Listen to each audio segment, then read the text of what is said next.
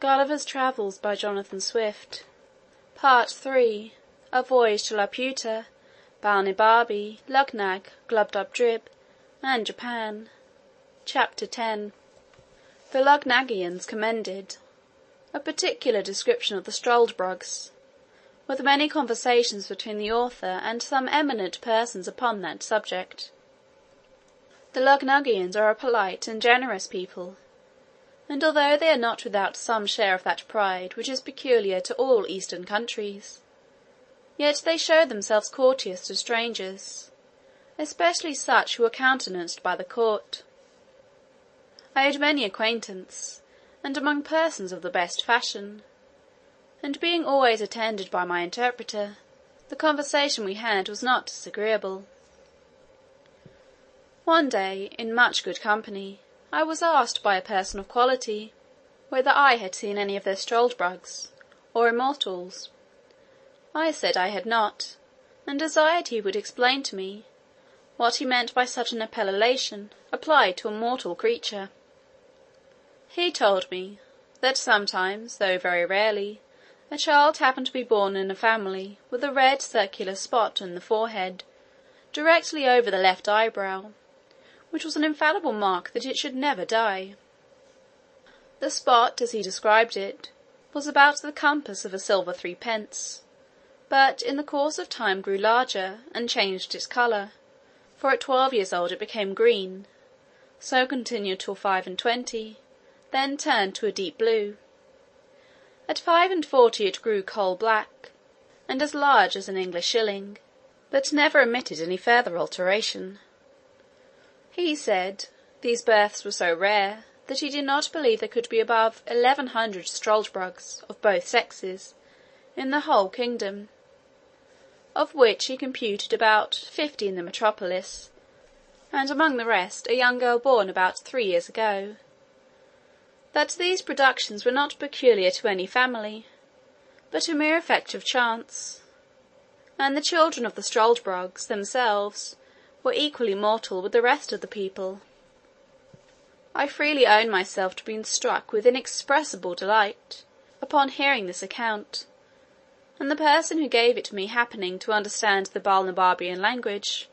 which I spoke very well, I could not forbear breaking out into expressions perhaps a little too extravagant.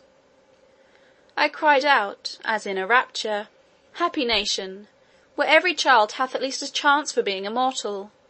Happy people, who enjoy so many living examples of ancient virtue, and have masters ready to instruct them in the wisdom of all former ages! But happiest, beyond all comparison, are those excellent Struldbrugs, who, being born exempt from that universal calamity of human nature, have their minds free and disengaged, without the weight and depression of spirits caused by the continual apprehensions of death." I discovered my admiration, that I had not observed any of these illustrious persons at court, the black spot on the forehead being so remarkable a distinction, that I could not have easily overlooked it, and it was impossible that his majesty, a most judicious prince, should not provide himself with a good number of such wise and able counsellors. Yet perhaps the virtue of those reverend sages was too far strict for the corrupt and libertine manners of a court, and we often find by experience that young men are too opinionated and volatile to be guided by the sober dictates of their seniors. However, since the king was pleased to allow me access to his royal person, I was resolved, upon the very first occasion, to deliver my opinion to him on this matter freely and at large, by the help of my interpreter, and whether he would be pleased to take my advice or not. Yet in one thing I was determined, that his majesty having frequently offered me an establishment in this country, I would, with great thankfulness, accept the favour, and pass my life here in the conversation of these superior beings, the Struldbrugs, if they were pleased to admit me. The gentleman to whom I addressed my discourse, because, as I have already observed, he spoke the language of Balnibarbi, said to me, with a sort of smile which usually arises from pity to the ignorant, that he was glad of any occasion to keep me among them, and desired my permission to explain to the company what I had spoke. He did so, and they talked together for some time in their own language, whereof I understood not a syllable, neither could I observe by their countenances what impression my discourse had made on them. After a short silence, the same person told me, that his friends and mine, so he thought fit to express himself, were very much pleased with the judicious remarks I had made on the great happiness and advantages of immortal life, and they were desirous to know, in a particular manner, what scheme of living I should have formed to myself, if it had fallen to my lot to have been born a struldbrug. I answered, it was easy to be eloquent on so copious and delightful a subject,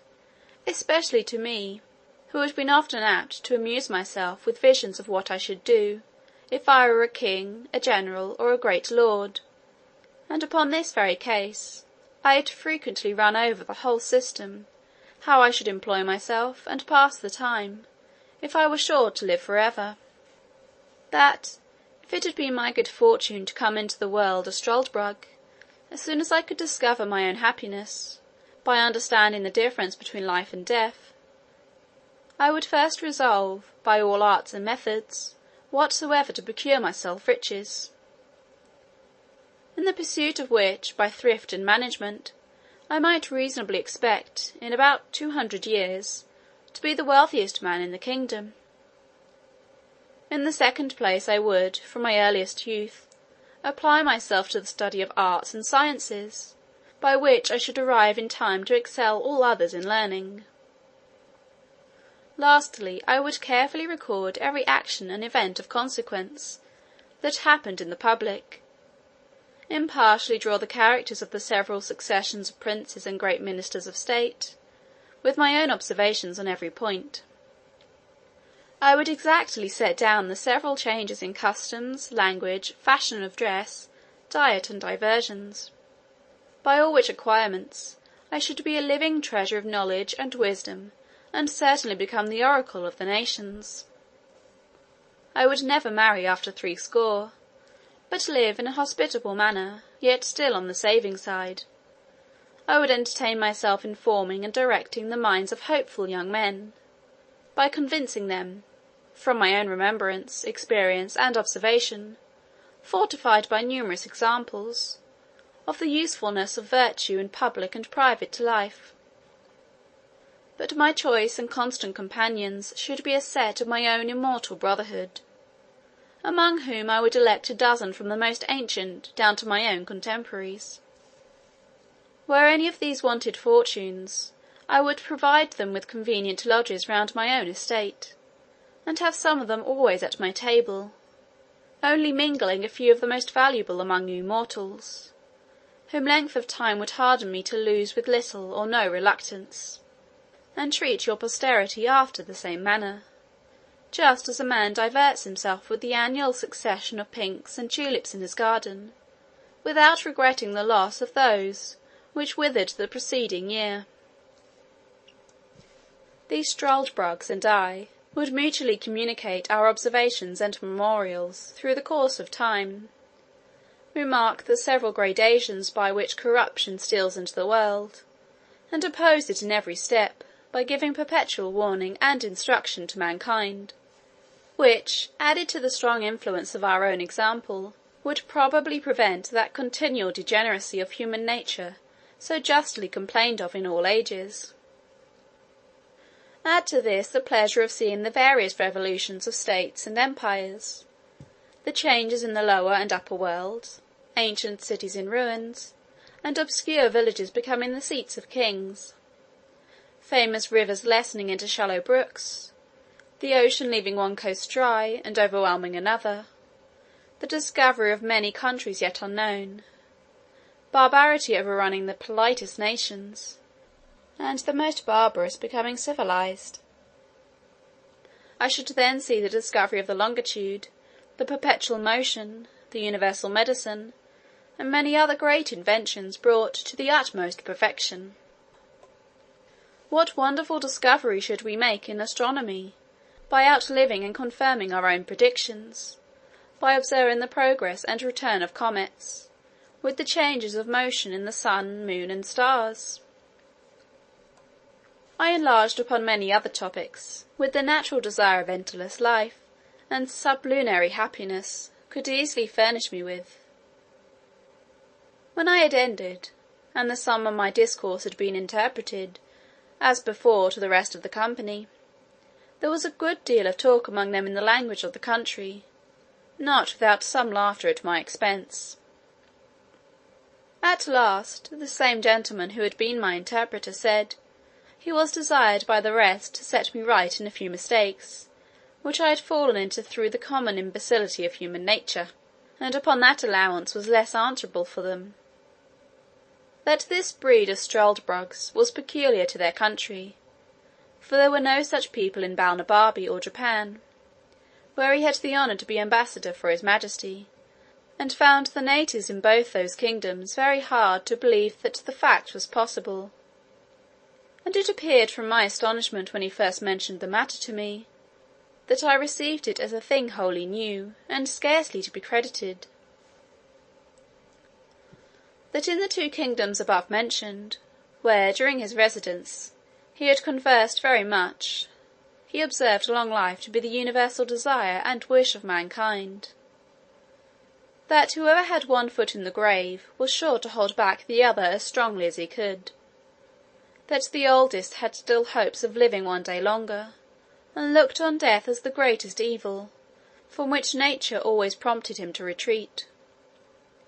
Only in this island of Luggnagg, the appetite for living was not so eager, from the continual example of the struldbrugs before their eyes. That the system of living contrived by me was unreasonable and unjust, because it supposed a perpetuity of youth, health, and vigour, which no man could be so foolish to hope, however extravagant he may be in his wishes. That the question therefore was not, whether a man would choose to be always in the prime of youth, attended with prosperity and health, but how he would pass a perpetual life under all the usual disadvantages which old age brings along with it. For although few men will avow their desires of being immortal upon such hard conditions, yet in the 2 kingdoms before mentioned, of Balnibarbi and Japan, he observed that every man desired to put off death sometimes longer, let it approach ever so late, and he rarely heard of any man who died willingly, except he were incited by the extremity of grief or torture. And he appealed to me, whether in those countries I had travelled, as well as my own, I had not observed the same general disposition. After this preface, he gave me a particular account of the struldbrugs among them. He said, they commonly acted like mortals till about 30 years old, after which, by degrees, they grew melancholy and dejected, increasing in both till they came to 80. This he learned from their own confession, for otherwise there not being above 2 or 3 of that species born in the same age, there were too few to form a general observation by. When they came to 80 years, which is reckoned the extremity of living in this country, they had not only all the follies and infirmities of other old men, but many more which arose from the dreadful prospect of never dying. They were not only opinionative, peevish, covetous, morose, vain, talkative, but incapable of friendship, and dead to all natural affection, which never descended below their grandchildren. Envy and impotent desires are their prevailing passions. But those objects against which their envy seems principally directed are the vices of the younger sort and the deaths of the old. By reflecting on the former, they find themselves cut off from all possibility of pleasure, and whenever they see a funeral, they lament and repine that others have gone to a harbour of rest to which they themselves can never hope to arrive. They have no remembrance of anything but what they learned and observed in their youth and middle age, and even this is very imperfect. And for the truth of particulars of any fact, it is safer to depend on common tradition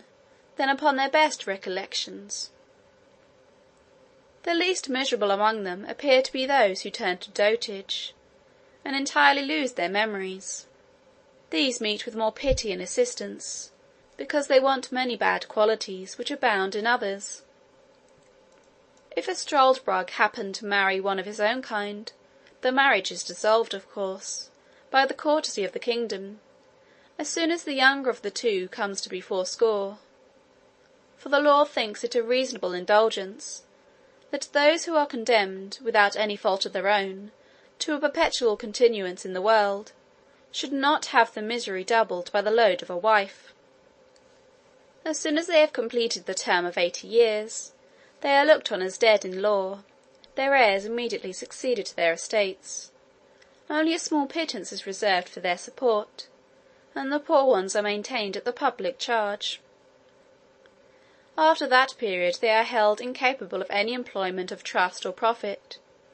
They cannot purchase lands or take leases, neither are they allowed to be witnesses in any cause, either civil or criminal, not even for the decision of meres and bounds. At 90 they lose their teeth and hair. They have at that age no distinction of taste, but eat and drink whatever they can get, without relish or appetite. The diseases they were subject to still continue, without increasing or diminishing. In talking, they forget the common appellation of things, and the names of persons, even those who are their nearest friends and relations. For the same reason they can never amuse themselves with reading, because their memory will not serve to carry them from the beginning of a sentence to the end, and by this defect they are deprived of the only entertainment whereof they might otherwise be capable. The language of this country being always upon the flux, the struldbrugs of one age do not understand those of another, neither are they able, after 200 years, to hold any conversation, farther than by a few general words, with their neighbours the mortals, and thus they lie under the disadvantage of living like foreigners in their own country. This was the account given me of the struldbrugs, as near as I can remember. I afterwards saw 5 or 6 of different ages, the youngest not above 200 years old, who were brought to me at several times by some of my friends. But, although they were told that I was a great traveller, and had seen all the world, they had not the least curiosity to ask me a question, only desired I would give them slumskudask, or a token of remembrance, which is a modest way of begging, to avoid the law that strictly forbids it, because they are provided for by the public, although indeed with a very scanty allowance. They are despised and hated by all sorts of people. When one of them is born, it is reckoned ominous, and their birth is recorded very particularly, so that you may know their age by consulting the register, which, however, has not been kept above 1,000 years past, or at least has been destroyed by time or public disturbances. But the usual way of computing how old they are is by asking them what kings or great persons they can remember, and then consulting history, for infallibly the last prince in their mind did not begin his reign after they were 80 years old. They were the most mortifying sight I ever beheld, and the women more horrible than the men. Besides the usual deformities in extreme old age, they acquired an additional ghastliness, in proportion to their number of years, which is not to be described, and among 6 I soon distinguished which was the eldest, although there was not above a century or 2 between them. The reader will easily believe, that from what I had heard and seen, my keen appetite for perpetuity of life was much abated. I grew heartily ashamed of the pleasing visions I had formed, and thought no tyrant could invent a death into which I would not run with pleasure from such a life. The king heard of all that had passed between me and my friends upon this occasion, and rallied me very pleasantly, wishing I could send a couple of struldbrugs to my own country, to arm our people against the fear of death; but this it seems is forbidden by the fundamental laws of the kingdom, or else I should have been well content with the trouble and expense of transporting them. I could not but agree, that the laws of this kingdom, relative to the struldbrugs, were founded upon the strongest reasons, and such as any other country would be under the necessity of enacting in the like circumstances. Otherwise, as avarice is the necessary consequence of old age, those immortals would in time become proprietors of the whole nation, and engross the civil power, which, for want of abilities to manage, must end in the ruin of the public. Part 3, Chapter 10.